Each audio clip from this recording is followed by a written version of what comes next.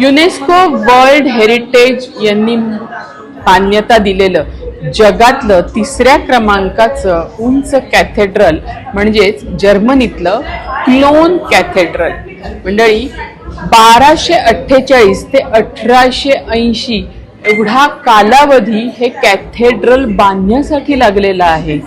किती काळ गेला असेल तुम्ही विचार करा। 3 पिढ्या जर्मन किंग असणाऱ्या या 3 पिढ्यांनी हे बांधकाम बघितलेलं आहे आणि ते इतकं भव्य दिव्य आहे।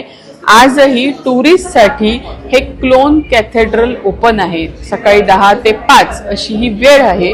तर जर्मनीत कधी फिरायला गेलात तर हे क्लोन कॅथेड्रल आवर्जून बघा, कारण त्या आत शिरल्यानंतर वास्तुशिल्पाचा जो काही एक सुंदर नमुना आपल्याला बघायला मिळतो, अतिशय उंच, अतिशय भव्य आणि अतिशय देखणं असं हे क्लोन कॅथेड्रल आहे, जे कितीतरी वर्ष जुनं आहे। आणि अर्थातच या क्लोन कॅथेड्रलला गेल्यानंतर तिथे मस्त गरम गरम कॉफी तर आजूबाजूला घ्यालच तुम्ही, कारण जर्मनी म्हटल्यावर फूडी असं एक आपल्या डोक्यात असतं।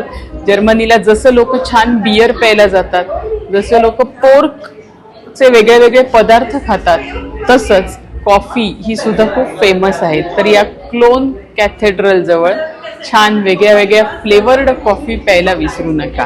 किंवा तिकडे तुम्ही जाऊन आला असाल, तुमचा काही वेगळा एक्सपिरियन्स असेल तर माझ्याशी जरूर शेअर करा। आणि हो, आपलं हे इंडियन अस्मिता चॅनल लाईक करा, शेअर करा, सबस्क्राईब करा।